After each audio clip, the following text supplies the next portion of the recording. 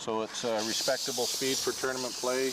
Brian Youell makes the finishing touches on Upland's golf course ahead of the 29th annual Times Colonist Island Savings Open. And they give me standards, what they're looking for as far as mowing heights, just firmness of the fairways, the firmness of the greens. Working in the local golf industry since 1978, Uplands is lucky to have him. They look like they're rolling pretty good. But Brian is also lucky to be here. 2 years ago, Youell's life took a drastic turn when he was helping a fellow superintendent with their irrigation system.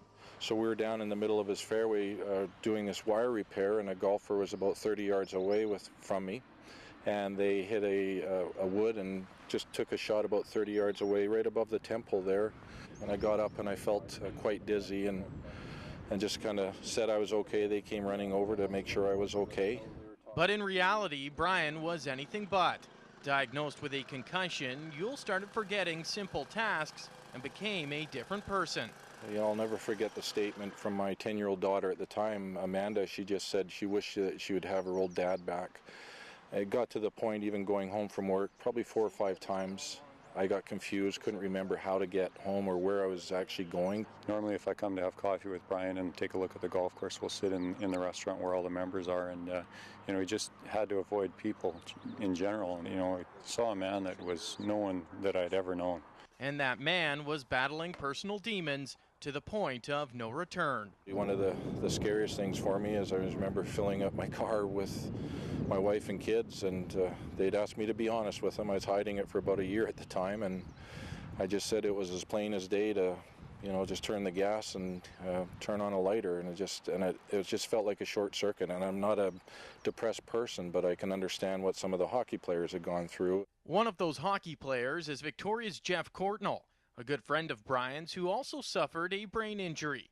Hearing about Youell's troubles, Courtnall told him to try the Valentis Clinic. I have an appointment today with Dr. Simpson. Uneasy at first, Youell decided he would keep an open mind as he desperately wanted his old life back.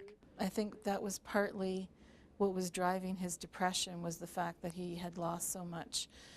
But it's also a side effect of concussions as well, and head injuries, when the integrity of the brain has been disrupted like that. Brian went through several neurological sessions with Dr. Simpson, attempting to repair the brain, and almost immediately he saw a positive change. Sleep is a lot better now. I can get a good solid night's sleep.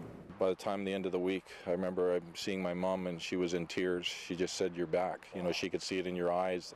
I can engage with people again. My memory is almost back. You know, that brightness in his eyes again, that was gone, and you know, laughter and that smile, he was back. They had love on the golf course. These two met together on the golf course working for me. Now they're living together. Now back to his regular routine and using the tools of the trade, Brian thanks Valentis for giving him back the most important tool of all, and hopes his story will educate others on the severity of brain injuries. Whether it's heading a soccer ball or playing lacrosse or hockey, is we need to be careful. We need to take head injuries seriously, not throw our kids back onto the ice or back onto the field because we want them to be professionals one day. We need to care for their health, and that's what I've been all about since this. What's the major dip for member play?